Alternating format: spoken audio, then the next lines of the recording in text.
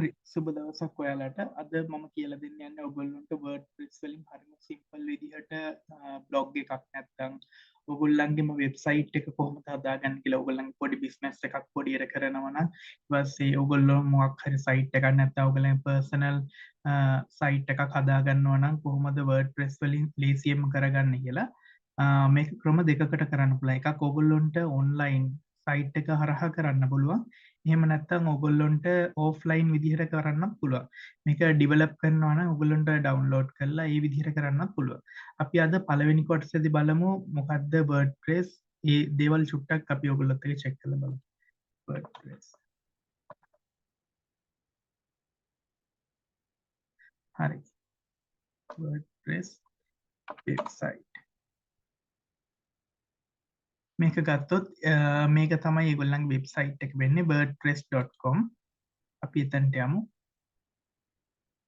හරි අපිට පුළුවන් මෙතනදී මේ විදිහට සයිට් එකට ගිහිල්ලා ඒගොල්ලන්ගේ get started කියන බටන් එක යූස් කරලා අපිට පුළුවන් සයිට් එක credentials අපේ email එක දීලා ඊට පස්සේ user name එකක් හදලා password එකක් දීලා අපිට මේ විදිහට blog එක හදාගන්න පුළුවන්. එහෙම නැත්නම් අපේ website එක හදාගන්න පුළුවන්.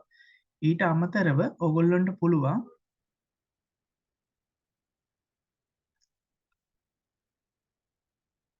WordPress download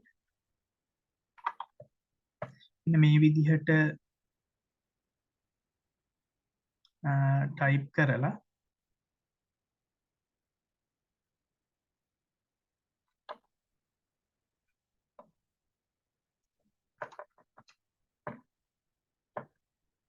WordPress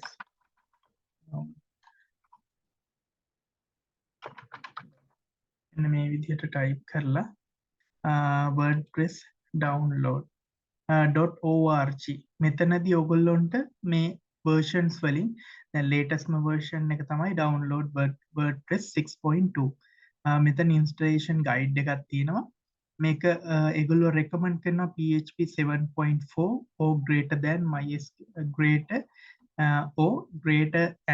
MySQL 5.7 or MariaDB version 10.7 10.3 මේ විදිහට versions කීපයක්ම තියෙනවා මේ ක්‍රම දෙකම තියෙනවා අපි පළවෙනියෙන්ම මෙන්න මේ විදිහට අපිට IT knowledge එක නැත්නම් development knowledge එක අඩුයි නම් අපිට පුළුවන් මේ පළවෙනි ක්‍රමය use කරලා website එක develop කරගන්න. එහෙම නැත්නම් අපිට සාමාන්‍ය යම් දැනුමක් තියෙනවා නම් අපිට පුළුවන් version 2 step 2 එක use කරලා අපිට මේ development එක කරගෙන යන්න. හරි අපි බලමු ඊළඟ වීඩියෝස් වලදී version 1 එක නැත්නම් step 1 එක සහ step 2 එකේදී කොහොමද developments කරන්නේ කියලා.